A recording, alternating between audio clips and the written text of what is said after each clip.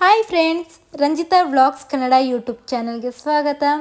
ಇವತ್ತು ನಾನು ಎಗ್ ಕೀಮಾ ಮಾಡ್ತಾಯಿದ್ದೀನಿ. ಅದಕ್ಕೆ 3 ಮೊಟ್ಟೆನ ಬೇಯಿಸಿ ಎತ್ತಿಟ್ಕೊಂಡಿದ್ದೀನಿ. 2 ಮೀಡಿಯಮ್ ಸೈಜ್ ಈರುಳ್ಳಿನ ಕಟ್ ಮಾಡಿ ಇಟ್ಟಿದ್ದೀನಿ. 1 ಟೊಮೊಟೊ ಹಣ್ಣು ಕಟ್ ಮಾಡಿದ್ದೀನಿ. ಸ್ವಲ್ಪ ಕೊತ್ತಂಬರಿ ಸೊಪ್ಪನ್ನ ತೊಗೊಂಡು ಸಣ್ಣದಾಗಿ ಕಟ್ ಮಾಡಿದ್ದೀನಿ. 2 ಹಸಿಮೆಣಸಿನ್ಕಾಯಿನ ಜಜ್ಜಿಟ್ಟಿದ್ದೀನಿ. ಸ್ವಲ್ಪ ಕಸೂರಿ ಮೇಥಿ ತೊಗೊಂಡಿದ್ದೀನಿ. ಮೊದಲೇ ಬೇಯಿಸಿಟ್ಟಂತಹ ಮೊಟ್ಟೆದು ಸಿಪ್ಪೆ ತೆಗೆದು ಇಲ್ಲಿ ತುರಿದಿಟ್ಕೊಂಡಿದ್ದೀನಿ.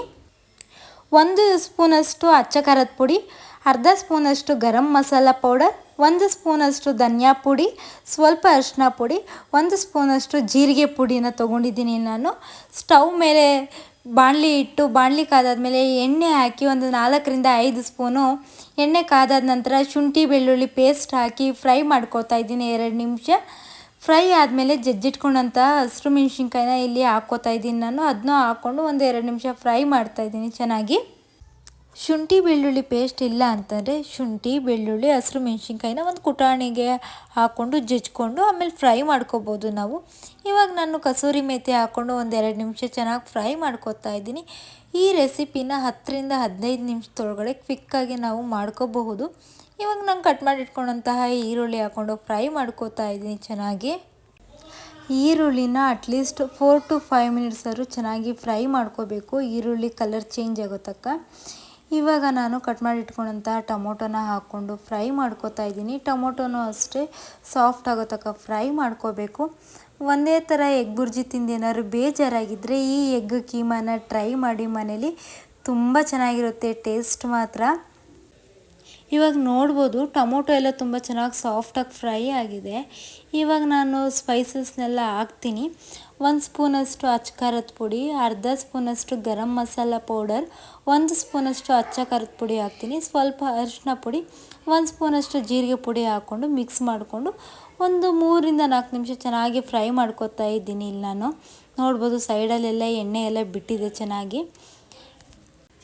ಡಾಬಾಗಳಲ್ಲೆಲ್ಲ ರುಚಿ ತುಂಬ ಚೆನ್ನಾಗಿರುತ್ತೆ, ಯಾಕಂತಂದರೆ ಅವರೆಲ್ಲ ಚೆನ್ನಾಗಿ ಈರುಳ್ಳಿನೆಲ್ಲ ಗೋಲ್ಡನ್ ಬ್ರೌನ್ ಕಲರ್ ಬರೋ ತನಕ ಫ್ರೈ ಮಾಡಿಕೊಂಡು ಸ್ಪೈಸಸ್ನೆಲ್ಲ ಚೆನ್ನಾಗಿ ಫ್ರೈ ಮಾಡ್ತಾರೆ, ಹಸಿ ವಾಸನೆ ಹೋಗೋ ತನಕ. ಹಾಗಾಗಿ ಅಲ್ಲಿ ರುಚಿ ಚೆನ್ನಾಗಿರುತ್ತೆ ಅಷ್ಟೇ.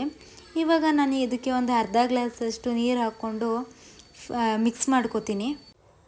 ನಾನು ತುರಿದಿಟ್ಕೊಂಡಿರೋ 3 ಮೊಟ್ಟೆಗೆ ಈ ಹದ ಇದ್ದರೆ ಸಾಕಾಗುತ್ತೆ.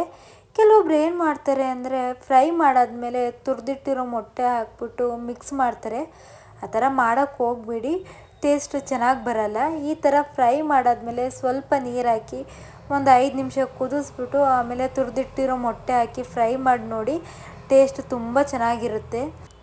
ಇವಾಗ ನಾನು ಕಟ್ ಮಾಡಿ ಇಟ್ಕೊಂಡಂತಹ ಕೊತ್ತಂಬರಿನ ಹಾಕ್ಕೊಂಡು ಮಿಕ್ಸ್ ಮಾಡ್ಕೋತಾ ಇದ್ದೀನಿ. ಮಿಕ್ಸ್ ಮಾಡಾದ್ಮೇಲೆ ಒಂದು 5 ನಿಮಿಷ ಇದನ್ನ ಕುದಿಯೋಕ್ಕೆ ಬಿಡಬೇಕು. ಇವಾಗ ನೋಡಬೇಕು ಇಲ್ಲಿ ಚೆನ್ನಾಗಿ ಕುದ್ದಿದೆ. ಇವಾಗ ನಾನು ತುರಿದಿಟ್ಕೊಂಡಂತಹ ಮೊಟ್ಟೆನ ಹಾಕ್ಕೊಂಡು ಇಲ್ಲಿ ಮಿಕ್ಸ್ ಮಾಡ್ಕೋತಾ ಇದ್ದೀನಿ. ಮೊಟ್ಟೆನೂ ಅಷ್ಟೇ ಸಣ್ಣದಾಗೆಲ್ಲ ತುರ್ಕೊಳ್ಳೋಕೆ ಹೋಗ್ಬಿಡಿ, ಸ್ವಲ್ಪ ದಪ್ಪದಾಗೆ ತುರ್ಕೊಳ್ಳಿ ಇದನ್ನ ಮೊಟ್ಟೆನ. ಇವಾಗ ನಾನು ಮಿಕ್ಸ್ ಮಾಡ್ಕೋತಾ ಇದ್ದೀನಿ. ಅದರಲ್ಲಿ ಗ್ರೇವಿಲಿರುವಂಥ ಮಸಾಲ ಎಲ್ಲ ಮೊಟ್ಟೆಗೆ ಹಿಡೀಲಿ ಅಂತ ಚೆನ್ನಾಗಿ ಮಿಕ್ಸ್ ಮಾಡ್ಕೋಬೇಕು.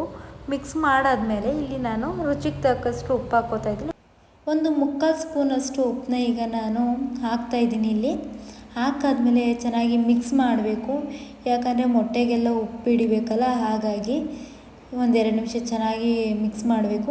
ನೋಡ್ಬೋದು ಇವಾಗ ನೀವು ನಮ್ಮ ಎಗ್ ಕೀಮಾ ರೆಸಿಪಿ ರೆಡಿ ಆಗಿದೆ. ನೀವು ನಿಮ್ಮ ಮನೆಗಳಲ್ಲಿ ಒಂದ್ಸರಿ ಟ್ರೈ ಮಾಡಿ ಯಾವ ಥರ ಬಂತು ಅಂತ ಕಮೆಂಟ್ ಮಾಡಿ. ನನ್ನ ವಿಡಿಯೋನ ಇಲ್ಲಿವರೆಗೂ ನೋಡಿದ್ದಕ್ಕಾಗಿ ಎಲ್ರಿಗೂ ಧನ್ಯವಾದಗಳು. ಇಷ್ಟ ಆಗಿದ್ದಲ್ಲಿ ನನ್ನ ವಿಡಿಯೋ ಲೈಕ್ ಮಾಡಿ, ಶೇರ್ ಮಾಡಿ, ಕಮೆಂಟ್ ಮಾಡಿ, ಸಬ್ಸ್ಕ್ರೈಬ್ ಮಾಡ್ಕೊಳ್ಳಿ.